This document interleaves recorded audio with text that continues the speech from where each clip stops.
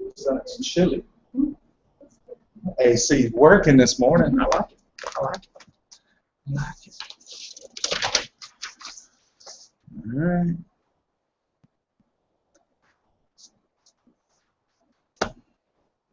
How's school this week? School, right? My teacher said that out of the half of the paper she was graded, only one person said the rest of the paper. Welcome to English 101 or whatever. What's it called now? Media and the Arts is my class right now. Media and the Arts? And that's the paper you did bad on? Or everybody, half the people did bad on? This is the first paper. And she's also our English teacher, and she's taking English 101 in October. Weird. Yeah. Okay. And you're just breezing through right now, right? Everything's good where you are.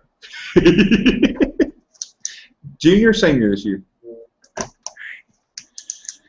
Not gonna lie, those are the days. I know young people hate when old people say that, but dude, those are the days. That's when it was. Once you get to senior, that's senior, it's easy. Well, I think it just depends on what classes you're having to take. Yeah. For me, that is true because I didn't take any more math my senior year. Because I've got, had to have 3 years of math? Yeah. Right. So, well, that's not true. I took statistics, so I guess I did take a math, but it wasn't calculus. Like the math teacher that I'd had for 3 years, the first week of school was like, "Why are you not in my calculus class?" I said, "Because I ain't taking calculus." She's like, "What are you talking about?" So I'm not going to ruin my GPA. I just wasn't good at math. I just knew I wasn't good at math. And then I did work study, so I was out at 11:30.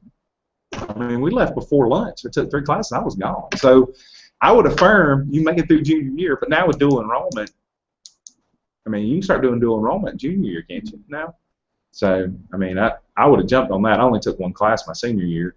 We took sociology at West Georgia, so that was nice. But yeah, I'm not going to argue that statement. I would almost affirm that it's a little bit more chilled, I guess. I mean, you didn't do class the last, like, what, 3 weeks of school? You didn't do anything the last 3 weeks of high school.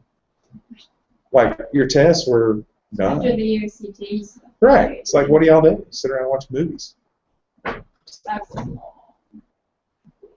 Yeah, well, that would drive me bonkers. But anyway, so, all right. Really? Right. Right. What do you take in this semester? Yeah, chemistry, AP language, U.S. history, algebra, math. Right. I got that class. I got 2 hours of that. So I'll be done with that one after the first semester. And the second semester, I'm taking pre-calc. Okay. Yeah. So it's. So I have 4 maths after this year, but they're still going to let me take math next year because they don't consider me like. They don't want you to not have a math until you get to college. Sure. Yeah. Absolutely. Absolutely. But he took my sophomore year because it's just biology and stuff. Living large, brother. These college students, man, can't get them up before 2 o'clock in the afternoon. This was a biology my sophomore year. I had my freshman set honors chemistry, and then AP US history, and then honors whatever class American. Right. So like. Dude, I so flaked because I had English, which whatever English we had to take, I had to take whatever advanced or honors or whatever the term AP. I took my AP English class, which got me out of 1101 because I got a 3. So. When I took AP language my junior year, we did nothing in there. I sat like this all year. So yeah, I had Claudia Best. She worked us like dogs.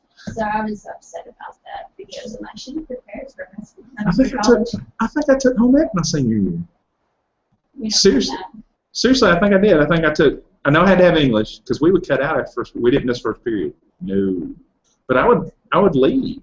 I remember a lot of days being out. I'd have to be at work at 2 or 3, but I remember leaving early my senior year. So that's what I'm saying. From what I remember, because I skipped out on not taking calculus. I already had all my sciences knocked out. I didn't have to have any more history, any more social studies.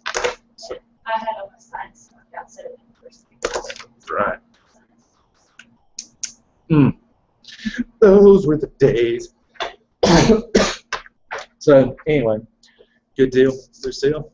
I know this is going to be a loaded question, but if y'all have any ideas how to get folks here, I mean, it's going to be tough when you got somebody going back to school or other stuff going on. So it's going to be a challenge. I'll just go ahead and let you guys know. It was me and Josh for a whole year before we had anybody else come in here. So if y'all can tolerate me for a year. But the good thing is we can talk. For two folks who that's not your favorite thing to do, that's will be a challenge. But we'll dig. That's the good thing about doing small group stuff, man, is we can dig. And then if we have to back up and punt and figure something else out, we'll do it. But we're finished. We finished up. I'm a church member last week. So my question is, out of the 6 weeks, either something you learned, something new you learned, something you really enjoyed or reaffirmed in, and then maybe something that was missed that you would like to, maybe we can talk about. I'm going to talk about the idea of church membership being a gift this morning and finishing that thought process up. But what did you learn over the last 6 weeks that you were here for? I'm a church member. Anything that just like, wow, didn't know that kind of thing.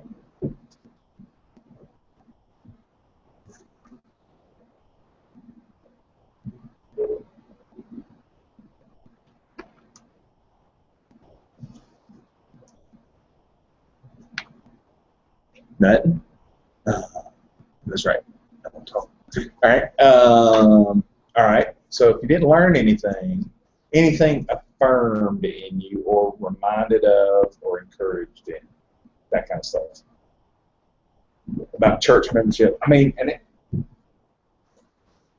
I kept saying it every week, and you guys, I think this way. The things that we talked about for 6 weeks, would you guys say that we do a good job in most of those areas?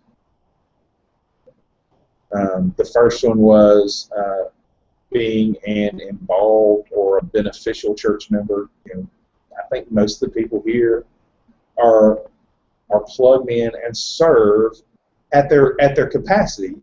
If somebody's not called to teach, they don't need to teach. So everybody that comes to TIUS doesn't need to teach. Everybody doesn't need to sing in the choir, because the reality is everybody can't sing, and that's okay. Everybody isn't called to be a deacon. Everybody isn't called to whatever area of service, but being plugged in where you can, I think, is a key. The next one was, and I don't know why I walked out from over there without the book. The next one in being a good church member is, the third one is praying for your leadership, and I think I get a great deal of support as a pastor. If you guys have friends that are in other churches, you ever talk about what's going on with their churches, there's some chaos going on in churches, man. There's some crazy folks go to church. Stuff that's going on in some of our community churches. It's nuts to hear what some of the pastors have to deal with. I have no idea what they're talking about. I know Micah gets a great deal of support in doing what he does. So from the staff side of things and the support side of things, I think we do good. When we talk about church membership not being about my wants or preferences, I mean, we can agree to disagree around here, and I think that's what's cool. You may not always like it, but I think most people have grown up enough to know, you know what, life's not like that. If I go to a restaurant or I go to a meeting or whatever, it's not always going to be about me. And I think we're beyond that here. I mean, there's sometimes I'm sure if we walk out and go, gosh, I wish they wouldn't do that song anymore.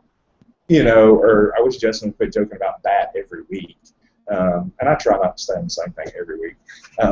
So I'm sure there are times where people are not just totally enamored with everything that goes on, but they're wise enough to know, and I think normal enough to know that, it's okay. I'm not going to always like everything.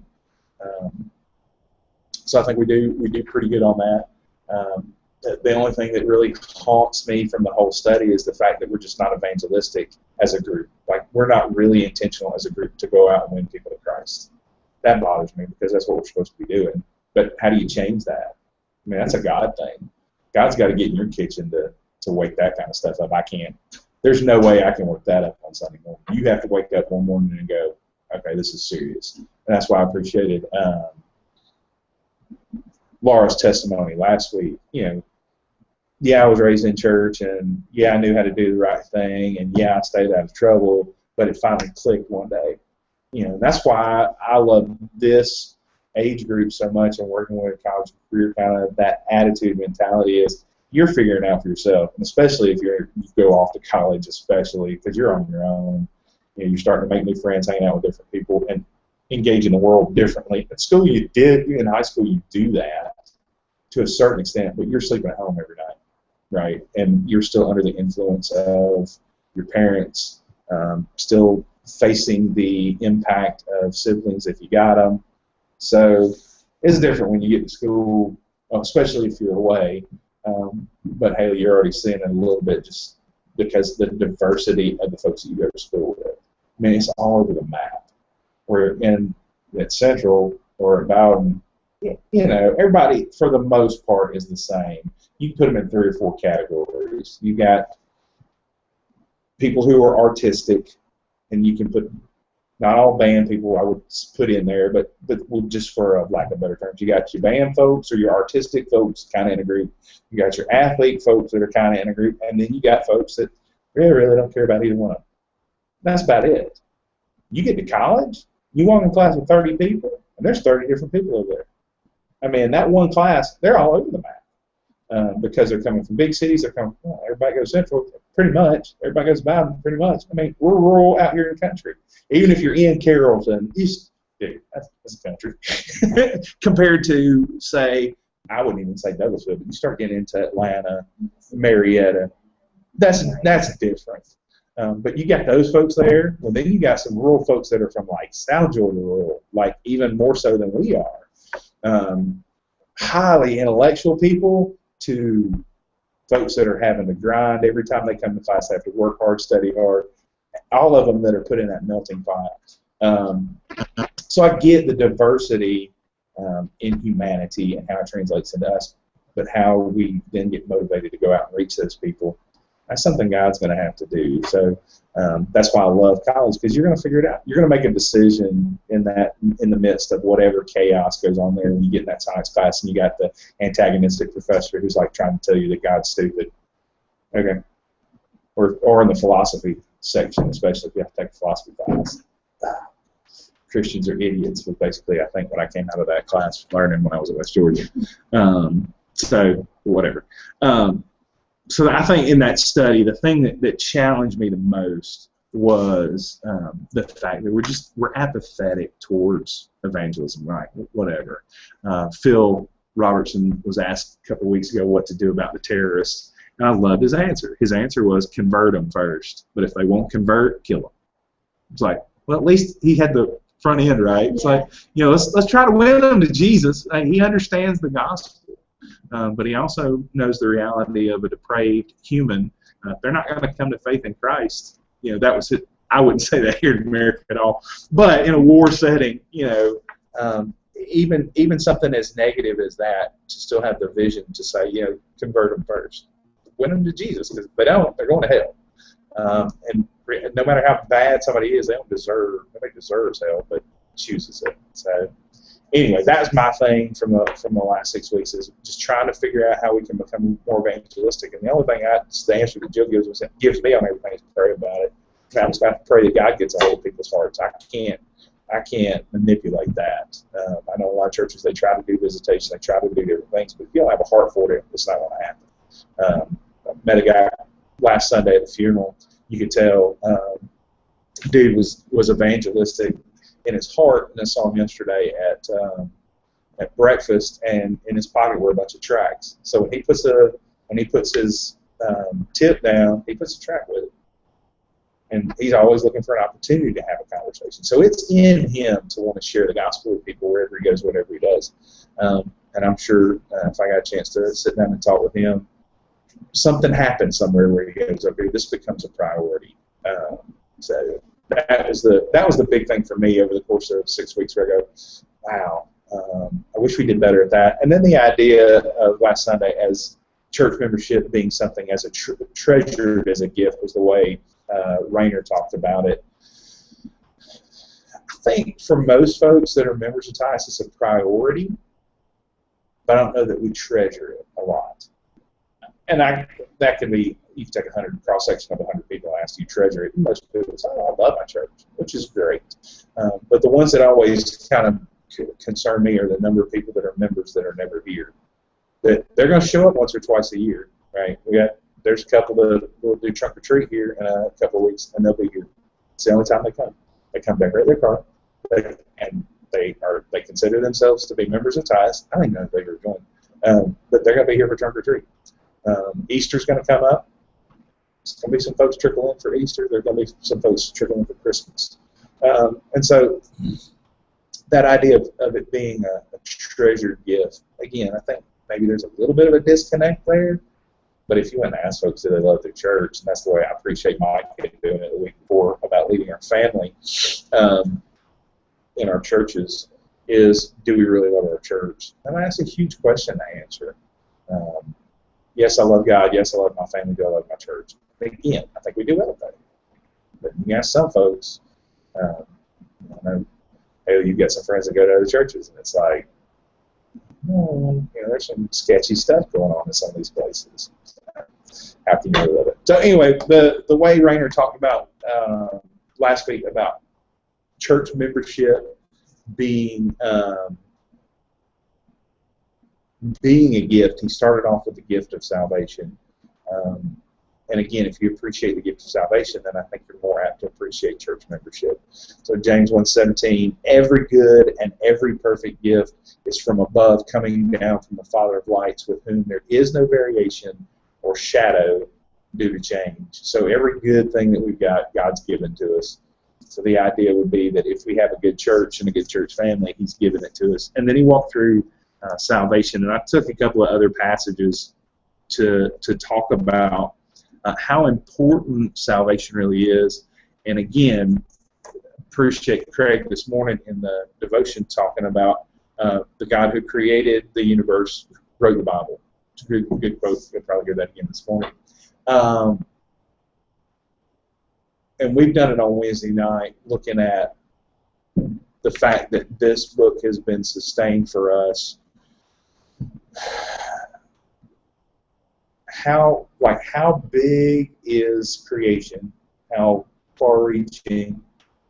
But then bring it all the way down through all the universe, all the way down here to us, and you've got this planet with 6 billion people on it.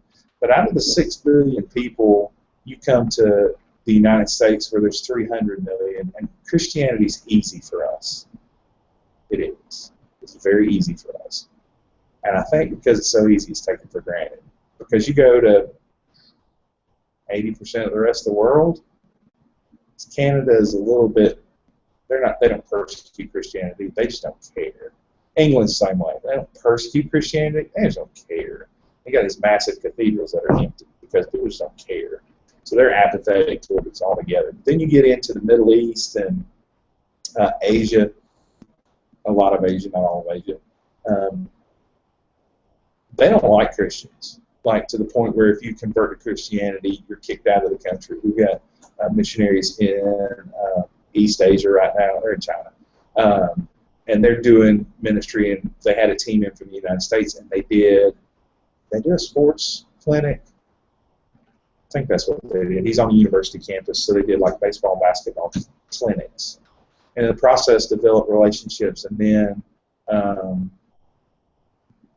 invited them to their homes or over the weekend or whatever to watch movies and talk about faith. And we got a prayer request 2 weeks ago. So again, be praying because the government, local government, asked for a list of all the people who were at the party. So, he said nothing ever came out of it. But, here in America, who cares, right?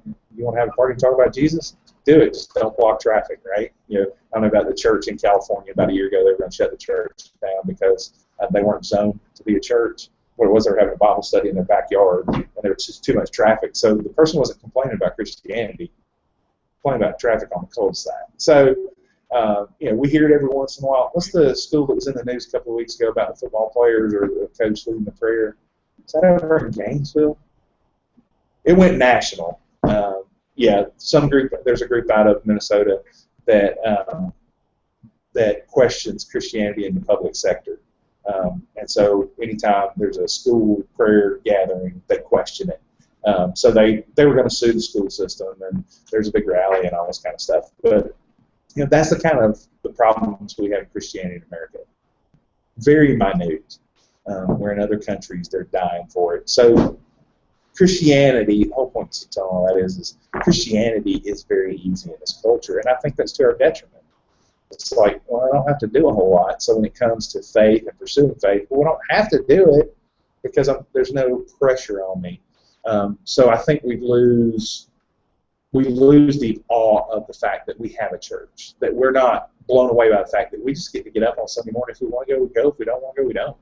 I had a guy walk into Bible study Monday night. I'm doing the Monday night football and Bible study at the BCM, and somebody asked me how it went, and I said it was awkward, and they were like, "What are you talking about awkward?" I said, "Well, the group that I had was awkward. One guy that's super solid. I have another guy that's really solid, that's growing. Then I had this dude that I don't know where he's coming from, and another guy that basically is homeless." And then another guy that comes in and he's like, I just don't go to church anymore because I'd rather sleep in. It's like, really? So we don't have to. There's no pressure on us. When you hear Chinese Christians walking 2 miles to a Bible, or 2 hours to a Bible study, walking 2 hours for a Bible study. What? Yeah, that's how much it is important to them. Where here it's not. So that's why I said if you took all the chapters, and I'm a church member, if you had to pick a chapter, now that section on evangelism was part of a chapter. I think the rest of the chapter we did good on. But as a chapter, that would be the one that I would say is probably the least true, but again, not to our detriment. There are a lot of people that love Tyus and are fully plugged in here and love this place and treat it truly as a gift. So it's hard to just automatically say people don't appreciate it or don't treat it as a gift, because the vast majority of people do.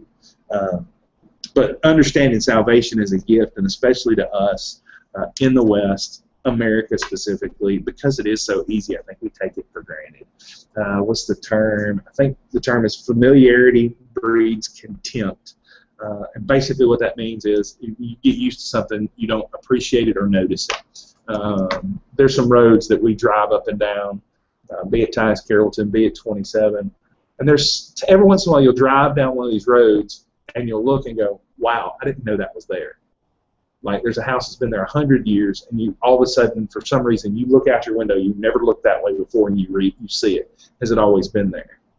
Yeah, but you just don't notice it because you're just comfortable, you're used to it, you're familiar with it. So I've driven Tyus Carrollton Road, but there's probably, every time if I pay attention and look, there's something new, something simple as an outbuilding or a new fence, or a fence that's been there 100 years that you didn't notice. And I think that's what happens in America, specifically because we're so comfortable with Christianity, that we miss the amazingness of it.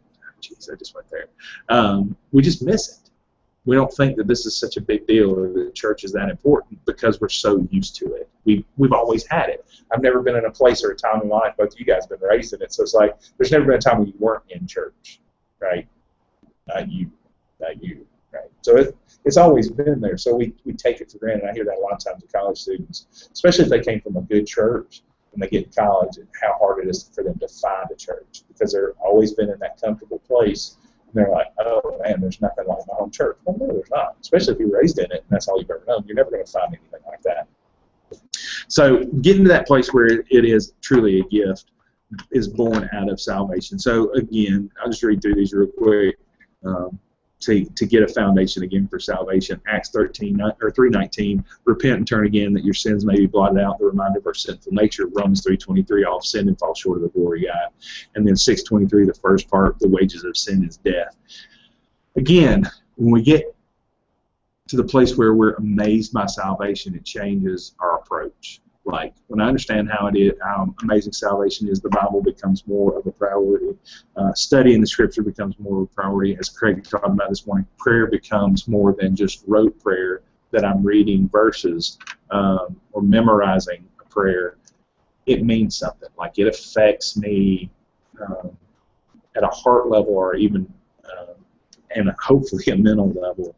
But that's the transition. We were sinful, but then we've been given this free gift in Christ. And what are we doing with it? This is the depth of it, and that's why I'm excited about talking about the Gospel of Mark, 2 Corinthians 5:21. For our sake, he made him to be sin who knew no sin, so that in him we might become the righteousness of God. You know, we didn't desire God, and yet he sends his Son for us. That should still be a thought that blows our mind. And so I focused on Romans 5 last week, that the free gift is not like the trespass, and using the correlation between Adam's sin bringing sin to the whole world. Through one man, sin entered the whole world, and then through Jesus, one man, sin was removed from mankind through that gift. And that's where he talks about the gift. And so that sets up why we would then get to 1 Corinthians 12 and say every part of the body is important, and every part of the body should be a priority, that we've got to have it all. And it's all important. And that's kind of the hard part about getting people to understand, well, why do I need to be there all the time? Because you're part of the body.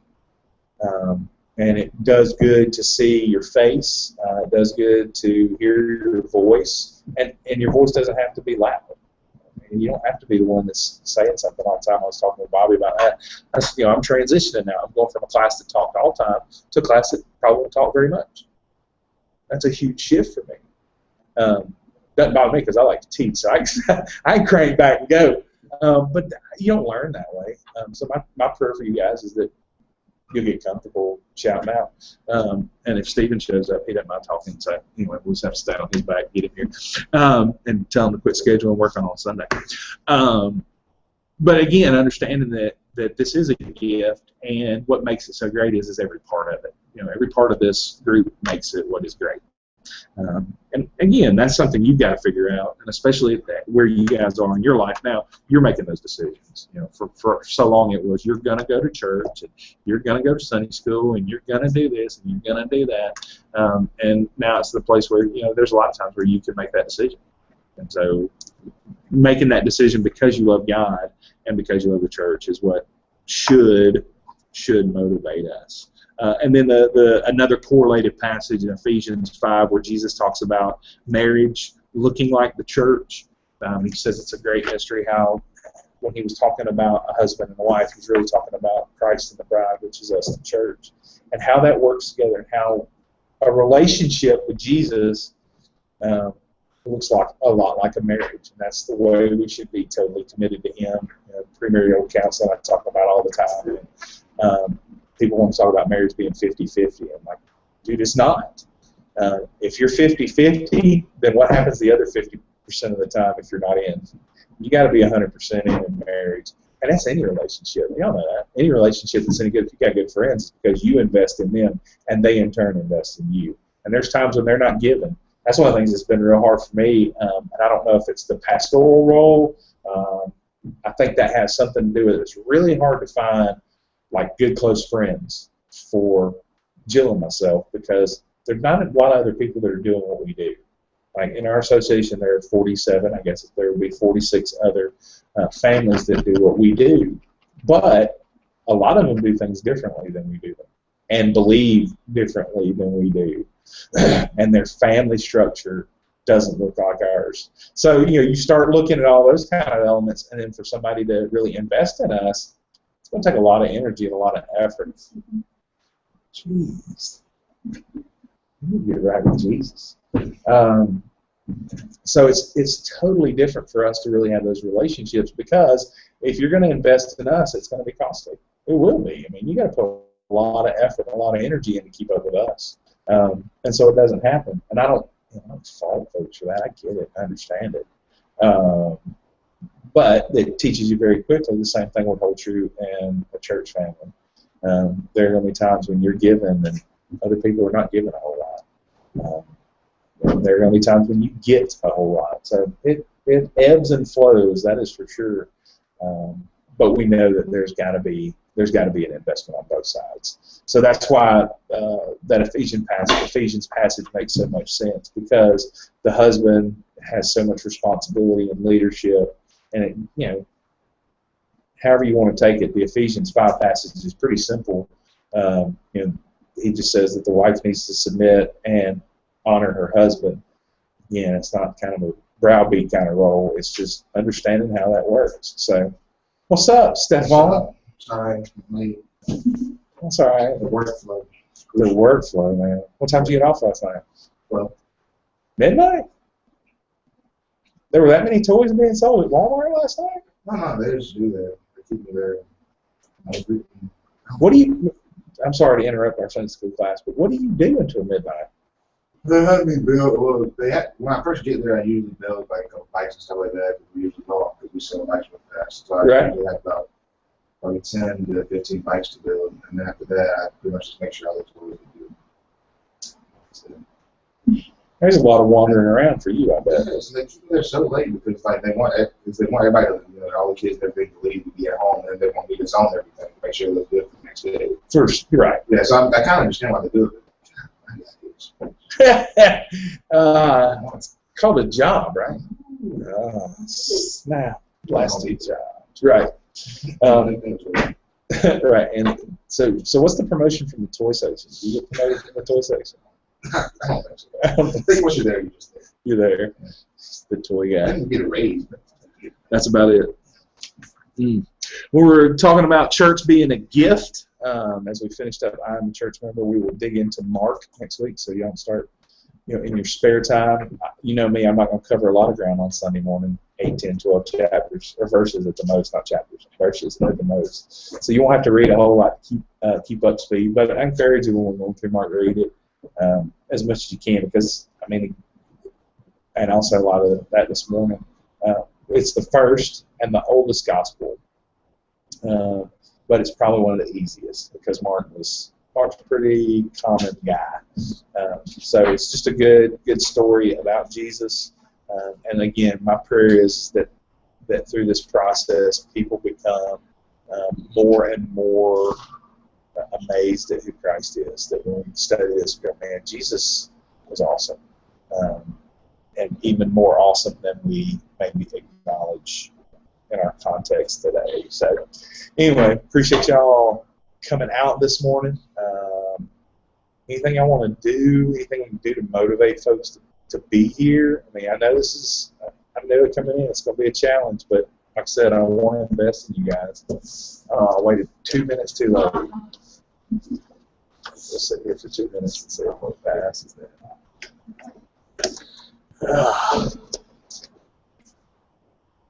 Y'all have any? I mean, because reality is there's not a lot of us anyway. I mean, you talk about Ben and Sawyer. Who else is supposed to be coming? Allison Mapp serving. So who else we got? That's it that I know of college age. So